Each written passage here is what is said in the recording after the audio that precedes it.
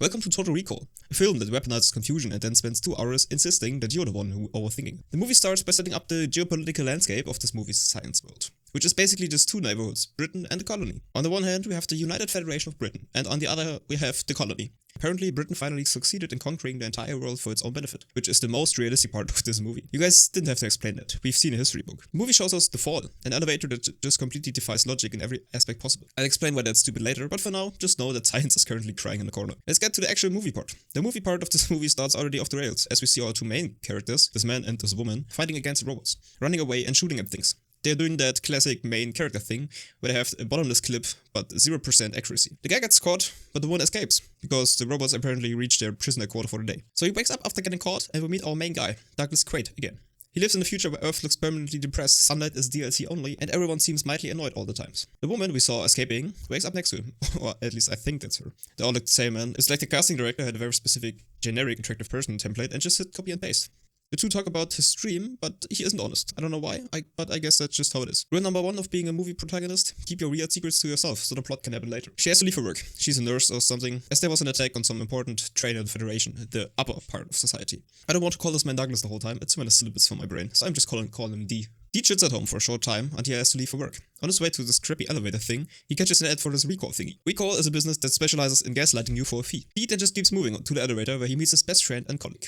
They take a seat and start the fall. It's going to take them only 17 minutes, which is already way too fast for anything that is physically possible. But this is a movie, so who cares? They didn't care about the literal magma in the Earth's core, so why should they care about the stopwatch? Also, I don't know how straight the tunnel is, but I imagine it has to be pretty much a straight line, and it has to be in a vacuum, otherwise it shouldn't work. If you take a hole from London, you hit the ocean, but United Federation of Atlantic doesn't sound as good. He talks to his friend about recall, and he just tells him to leave it alone and don't even think about it anymore. Just like telling a woman to calm down, it just doesn't work. It's the universal go-to thing I told you not to do signal. In this factory, he wanted a promotion, but it was declined because he is from the colony and not just the upstate. Classic classism. You can't be the boss if you live in the poor part of the planet. And that's his whole day. We see like 2 minutes of working and then back to the elevator. He did train the new guy though, who overheard D and his friend talking about recall. The new guy gives Doug some kind of card and tells him to ask for one specific dude. I forgot the name of. Let's just call him Sketchy Memory Guy. D's girlfriend went to bed without him, as she had a long day. So he decides to go to a bar with his friend, downing a few cold ones. He doesn't like his life whatsoever, and everything in it is stupid. This bothers him enough that he decides his problem isn't the dystopian police state, or the massive class divide, it's that his life lacks excitement. So instead of therapy, he goes to Recall, a company that implants fake memories into your brain, which is already a terrible idea. If I want fake memories of a vacation, I just look at someone's filtered Instagram photos. Recall promises you can experience danger, adventure, espionage without ever leaving a chair, which just sounds amazing. He was supposed to ask for Mac, so he does and gets brought into a secret room in the back. Doug is scared, but he chooses the secret agent package, because of course he does. Nobody goes to the memory implant clinic and asks for the accountant who does his taxes on time package. They scan his brain for any hidden secrets that are hidden in his brain, or things that could maybe interfere with that new memory. The memory is not allowed to be part of an old memory. If that were the case, his brain could just explode, which would be a very short and messy movie. But I couldn't find anything. And this is where the movie makes its first very important decision.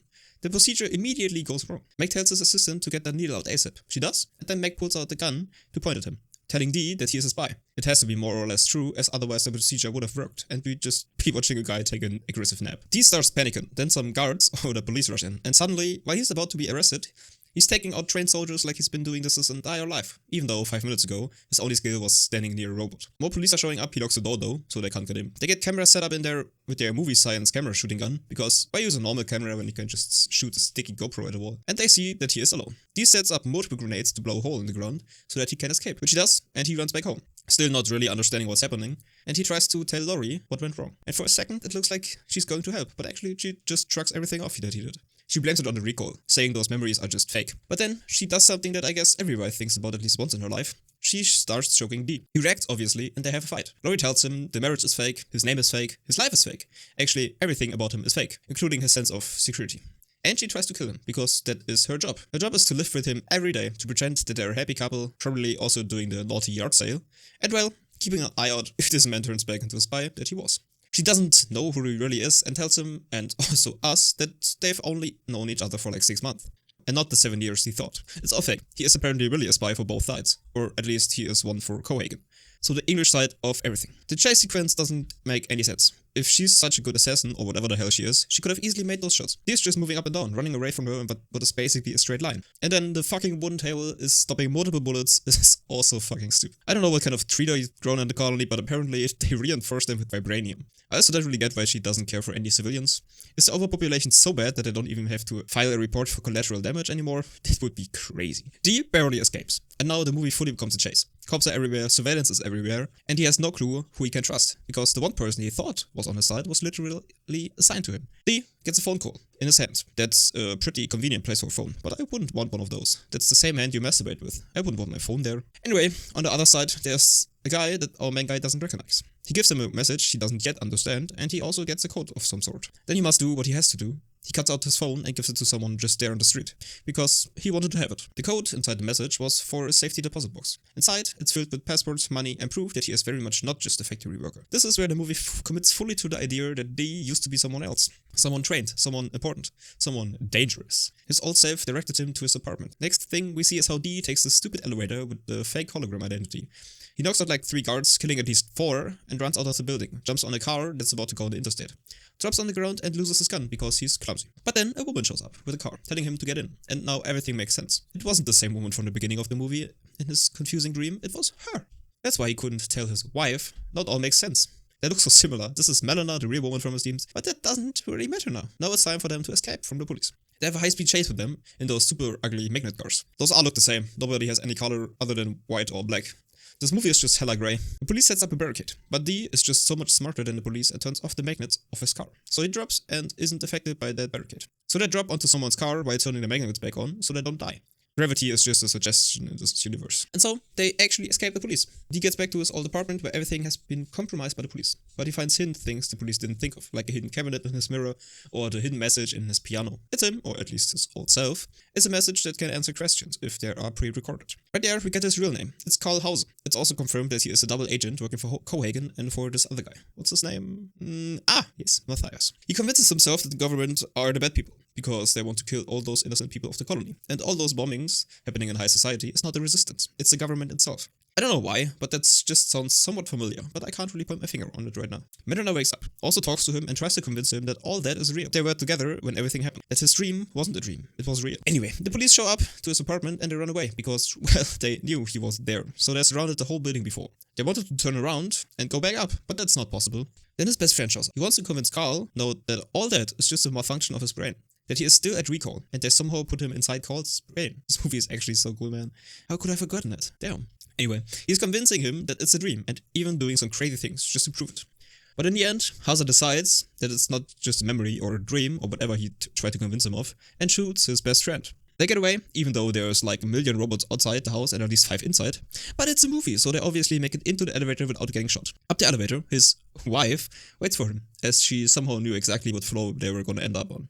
She must have read the script. They talk from one side to the other, and his ex-wife provokes Melina, and she almost gets shot. They get into one elevator, and his wife shoots even more people, as the elevator stops. She and the robot get in, and it's another unnecessary fighting scene. But well, Laurie places a bomb in their elevator and jumps out, but the two still make it out of there because movie science. And they manage to somehow get away. There's a news report that Cohagen is mobilizing his troops, so they finally decide to go to Matthias.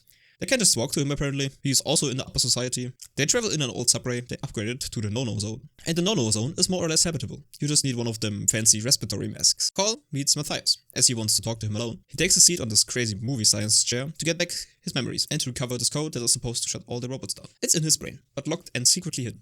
They try to extract it, but while doing that, they basically downloaded a virus onto their computer, so the government knows exactly where they are. They apparently already knew before, as the second they try to get the code, the police is already breaking into the house, which is just stupid and unrealistic all at the same time. They get arrested because the police show up with way too many men, and also Cohagen shows up. He instantly kills Matthias because he is too dangerous to be kept alive. Hauser gets strapped to the chair again, so that his old memories can be restored, so that he is only a single spy again, and Melina gets taken to the capital. But then, a twist. The guy from the phone at the beginning of the movie is somehow there dressed as one of the guards. He cuts one arm loose so he can kill all of them, which he did. Efficiency. Meanwhile, Cohagen started this invasion of the colony. 50,000 robots are taking that stupid elevator to kill those innocent people. Melina gets put into the elevator and Carl just flies back in one of those fancy police flying machines, which he just so happens to know how to fly. He still can't remember everything going on in his life, but he knows damn well how to land that thing.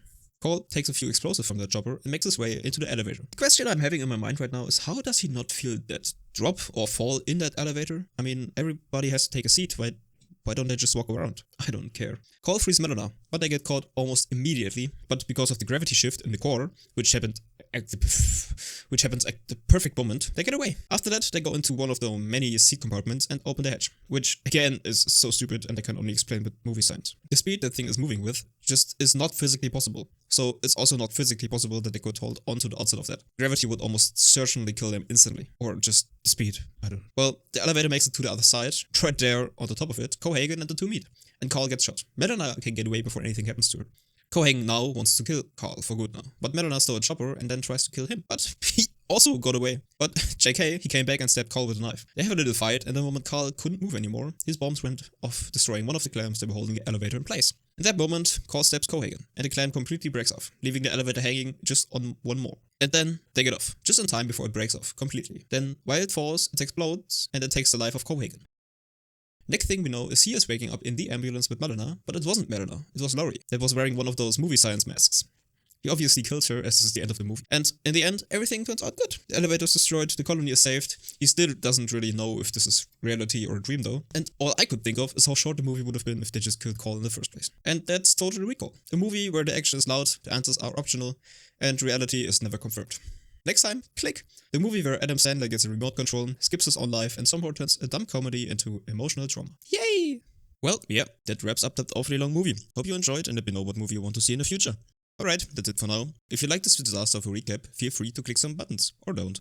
I'm not your dad, so that YouTube knows that my videos are worth watching. Thanks again, and see you in the next one.